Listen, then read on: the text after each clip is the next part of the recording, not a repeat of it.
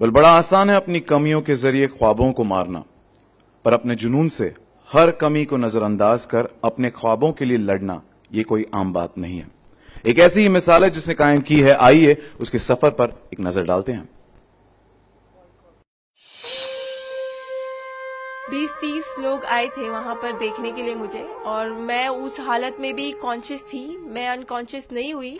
और मैंने वहां पे लोगों से हेल्प मांगी, लोगों से गिड़गिड़ा कर पानी मांगा, मेरे घर पर फोन करने के लिए कहा।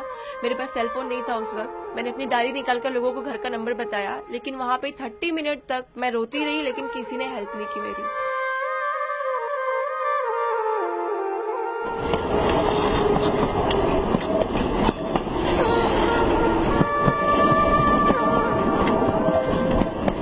और जब मैंने अपनी आंखें खोली तो मेरे आंखों के सिर्फ 5 सेंटीमीटर के ऊपर से ट्रेन के पहिए जा रहे थे, और मुझे ये लगा कि मैं ख्वाब देख रही हूँ और मेरे ऊपर से कोई बहुत भारी चीज जा रही है। लेकिन जब पूरी ट्रेन गुजर गई मेरे ऊपर से, पूरे 12 डब्बे मेरे ऊपर से चले गए और ट्रेन किसी ने रोका नहीं। और उसके बाद मुझे रियलाइज हुआ कि मैं सीरियसली ट्रेन से गिर चुकी हूँ। और उस वक्त सडन तभी मुझे उसी वक्त पता चल गया था कि मेरा एक पैर कट गया है और राइट पैर हवाओं नहीं मेरा कट गया है, और लेफ्ट पैर के बारे में मुझे नहीं पता था क्योंकि मैं उसी पैर पर बैठी हुई थी।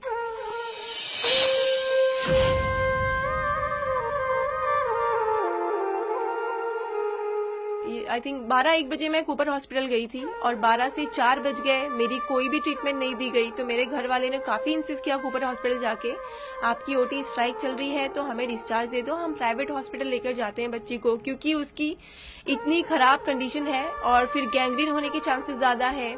लेकिन उन्होंने सुना नहीं, क्योंकि उनकी डिमांड थी कि उन्हें वही ब्लड बॉटल चाहिए, वही कंपनी की चाहिए जो उन्होंने मुझे लगाई थी।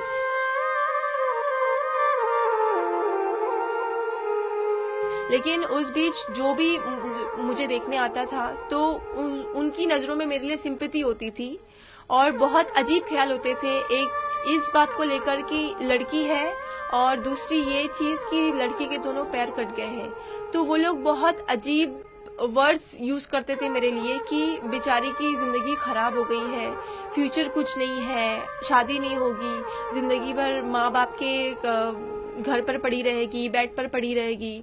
तो वो सब बातें मेरे कानों में जाके मुझे इतना डिप्रेस कर देती थी, मैं इतनी इमोशनली डिस्टर्ब हो जाती थी वो सब बातें सुनकर। और मैंने खुद ये बना लिया था कि सीरियसली अब मेरे दोनों पैर कट गए हैं 17 साल की उम्र में, तो मैं सीरियसली लाइफ में कुछ नहीं कर पाऊंगी।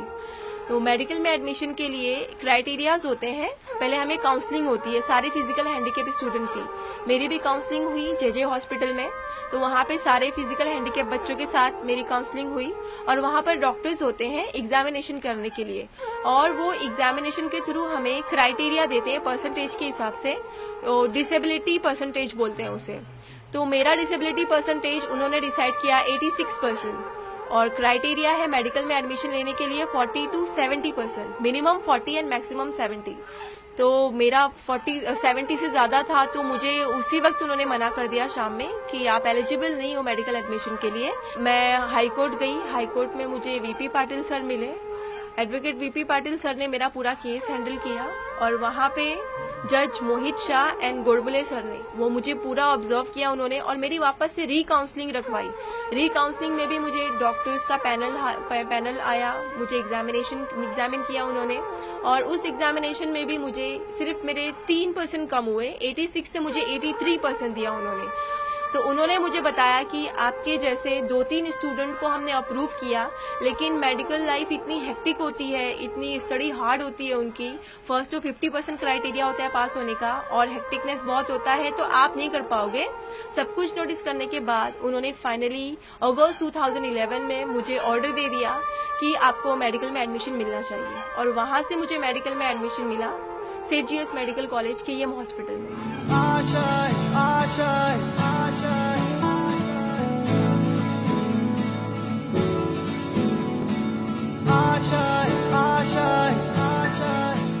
और मुझे ऐसे यकीन नहीं होता था आर्टिफिशियल नाम की कोई चीज़ भी होती है जिससे लोग वॉक कर सकते हैं नॉर्मल लोगों की तरह।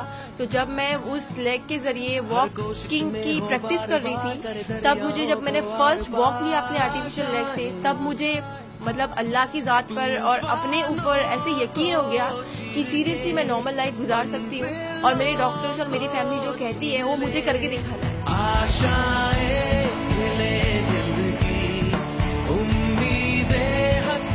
मुझे सिर्फ MBBS करके स्टॉप नहीं होना है, मुझे लोगों को ये भी दिखाना है कि एक 88% डिसेबिलिटी के साथ एक लड़की आगे भी जा सकती है विदाउट एनी फाइनेंशियल बैकग्राउंड और without any medical background.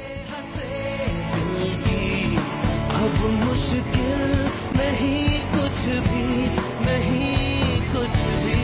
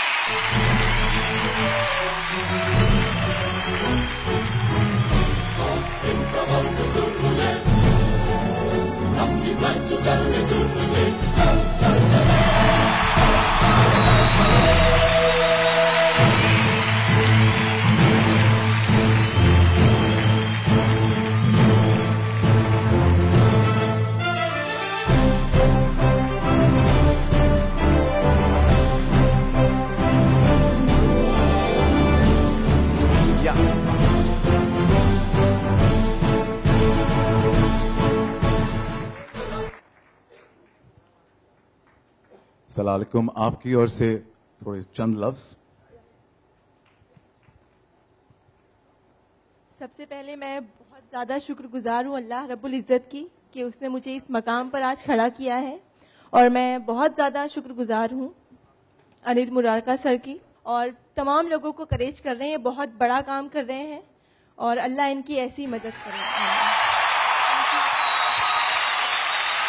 Very happy कि मैं कर रही हूँ, और रियली मैं जो मुझे अवार्ड मिला है, मैं इसे डेडिकेट करना चाहूँगी मेरे मॉम और डैड को, जिनकी सपोर्ट की वजह से मैं कुछ भी नहीं हूँ। Thank you so much. जोरदार तालियां for doctor Roshan Jahan Shaikh. Thank you so much Roshan. एक बड़ा सलाम माता पिता को भी। माइक लेने से पहले रोशन ने कहा कि अगर मैं बोलना शुरू करूंगी तो मैं बंद नहीं करूंगी सकती। मैंने कहा जी खोल कर बोलो, क्योंकि आज उसके बोलने के बाद मैं कहूंगा एक सीख मिली है हमें कि हम छोटी छोटी घटनाओं की वजह से, हम छोटी छोटी प्रॉब्लम्स की वजह से हम रोते रहते हैं जिंदगी में, ये नहीं है वो नहीं है, पर इतनी कठिनाइयों के बाद आज वो डॉक्टर रोशन जहान शेख है और एक मिसाल है सभी के लिए। कंग्रेचुलेशंस।